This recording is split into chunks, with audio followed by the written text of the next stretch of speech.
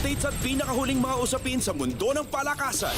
Atin ang pakinggan dito sa Ang Pilipinas Ngayon. Magandang araw. Narito na po ang sports balita.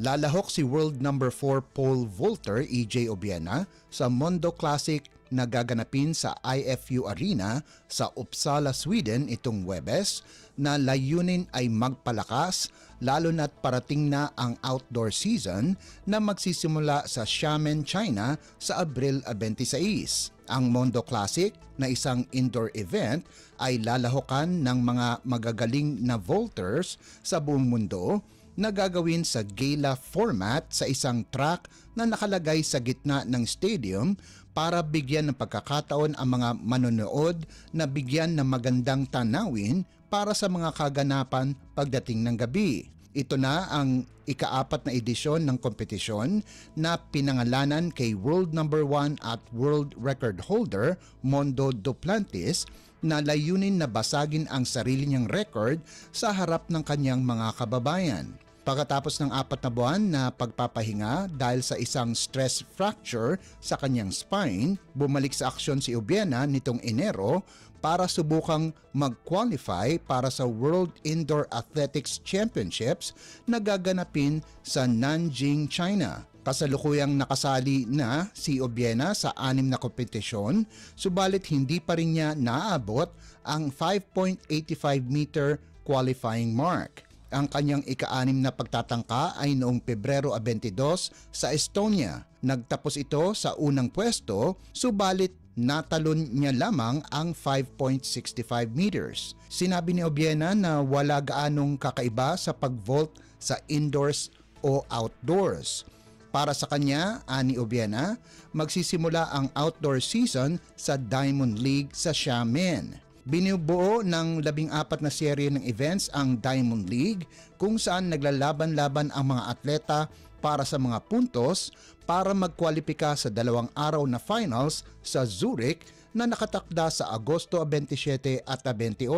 Ang gintong medalya sa mga serye ay may katumbas na 10,000 dolyar na papremyo habang sa finals ang magkakampyon ay makakatanggap ng 30,000 dolyar. Updates at pinakahuling mga usapin sa mundo ng palakasan. Atin ang pakinggan dito sa Ang Pilipinas Ngayon.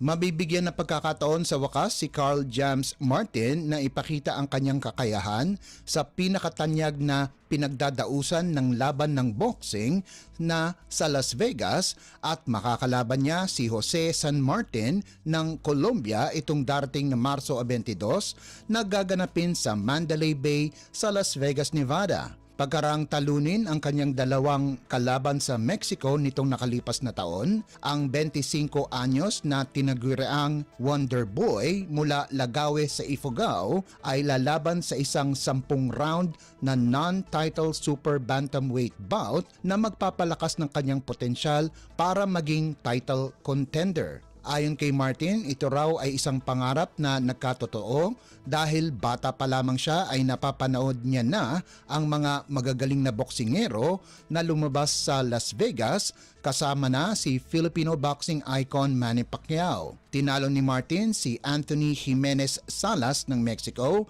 sa pamamagitan ng second round technical knockout nitong nakalipas na Setyembre at sinundan ito ng isa pang panalo nitong Disyembre laban kay Ruben Tostado Garcia na isa ding Meksikano sa pamamagitan ng 5th round technical knockout para manatiling undefeated sa 25 laban na may 20 knockouts. Nagpahiwatig naman ng kanyang suporta si international matchmaker Sean Gibbons na presidente din ng MP Promotions ni Manny Pacquiao sa kampanya ni Martin ngayong taon at makuha ang kanyang pangarap na makopo ang world title bago matapos ang 2025. Subalit ang boksingero mula Barranquilla, Colombia na kinalaban na ang ilang top boxers katulad ni na dating World Boxing Organization o WBO Super Bantamweight Champion Emmanuel Navarrete at Elijah Pierce ay gutom na din mahawakan ang world title. Tunay na magiging pagsubok ang Colombian para kay Martin na may hawak na 35, 9, win-loss draw record na may 21 knockouts. Updates at pinakahuling mga usapin sa mundo ng palakasan. Atin ang pakinggan dito sa Ang Pilipinas Ngayon.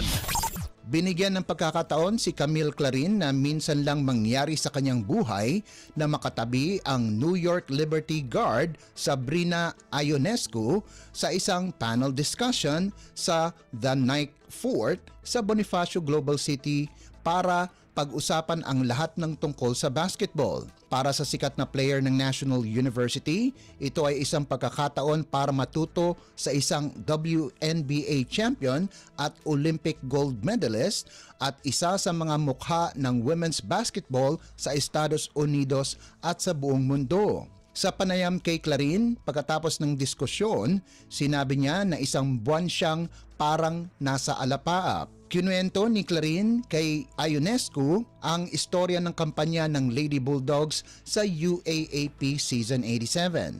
Kasama din sa panel si LaSalle Women's Basketball Head Coach Cholo Villanueva at PBA icon L.A. Tenorio na nagsalita sa kanilang eksperyensya bilang player at mga advokasya nila para sa mga atletang babae. Pagkatapos ng kanyang karera sa UAAP, tinitignan ni Clarin ang susunod niyang mga hakbang, kabilang na ang posibleng paglalaro para sa Gilas Pilipinas Women sa Southeast Asian Games, pero sa ngayon, nakapokus ang kanyang atensyon sa 3-on-3 basketball.